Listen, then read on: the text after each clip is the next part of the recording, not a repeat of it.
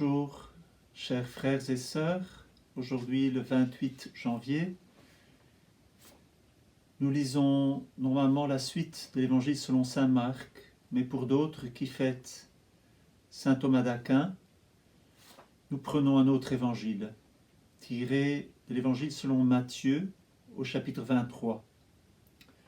Je vais vous lire cet évangile et puis je vais le commenter brièvement pour que nous puissions suivre les traces de Jésus avec Thomas d'Aquin et tous ceux qui sont des enseignants, des docteurs, des pères.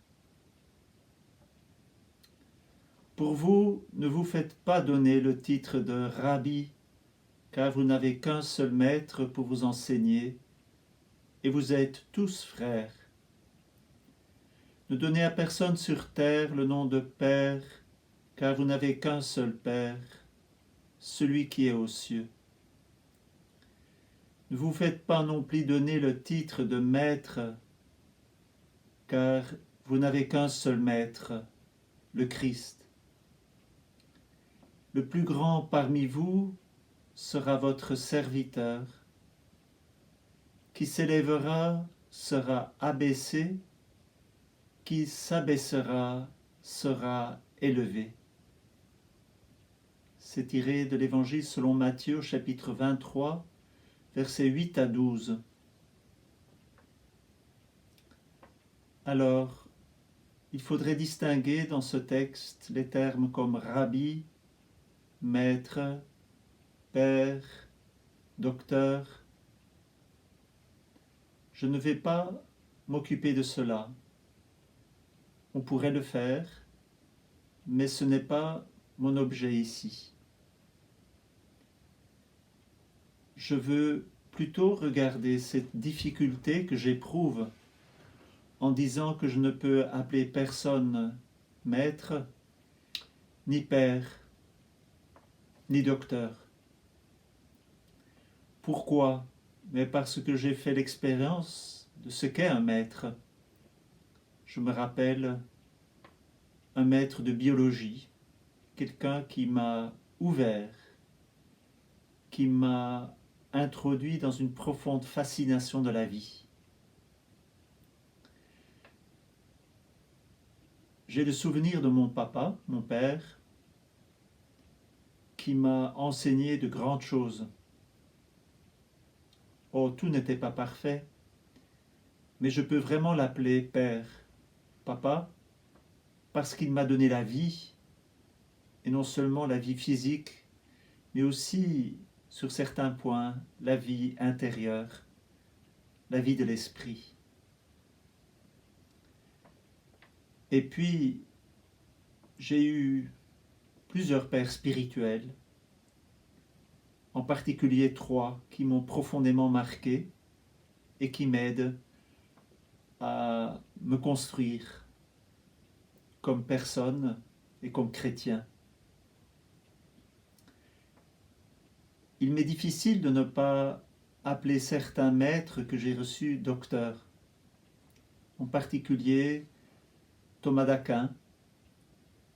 Thomas d'Aquin m'a touché et me touche encore toujours, et je puise presque quotidiennement dans sa Catena Aurea, quand il fait un condensé des pères de l'Église sur les textes de l'Évangile. Lui aussi, disciple d'Aristote, un maître pour mon cœur, un maître pour mon intelligence, et donc un maître pour ma vie contemplative. Comment ne pas l'appeler docteur? D'autant plus que dans ma vie, j'ai beaucoup cherché. J'ai vécu pas mal de temps dans la gnose, ayant cherché à approfondir les enseignements de Rudolf Steiner dans l'anthroposophie. Je me suis fourvoyé pas mal dans la gnose. Suivant ensuite un père, qui en réalité était gourou, je me suis fourvoyé. Et puis un autre père, ou chrétien, qui se disait père m'a fourvoyé.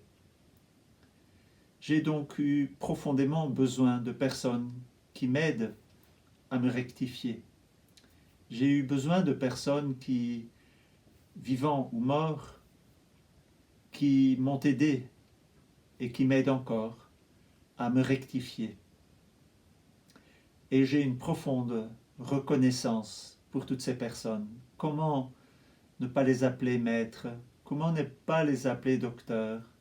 Comment ne pas les appeler pères? Oui, mais je reçois l'enseignement du Christ.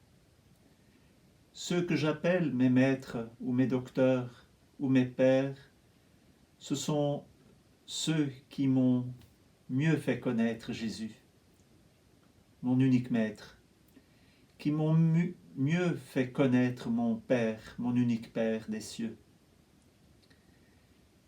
mon unique docteur, celui qui me conduit, celui qui m'instruit, celui qui me guide.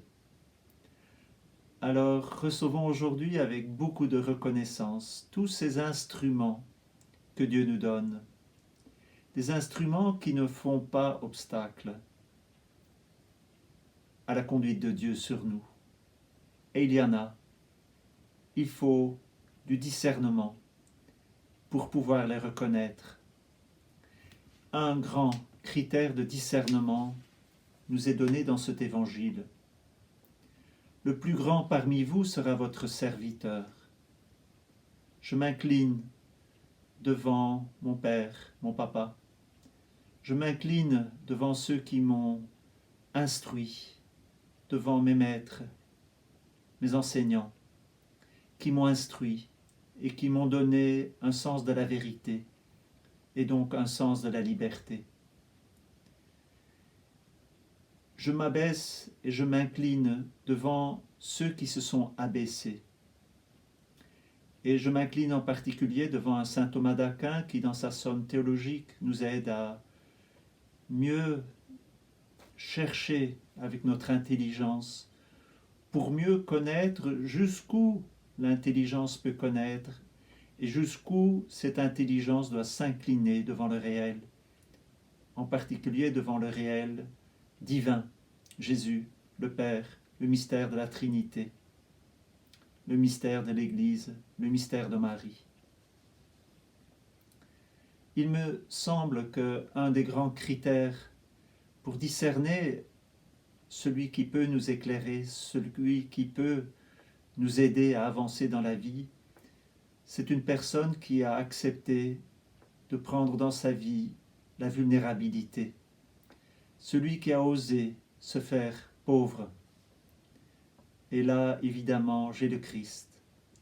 Mais à sa suite, beaucoup de nos maîtres, de nos pères, se sont faits pauvres, se sont rendus vulnérables. Je veux encore m'incliner devant la Vierge Marie, le trône de la sagesse.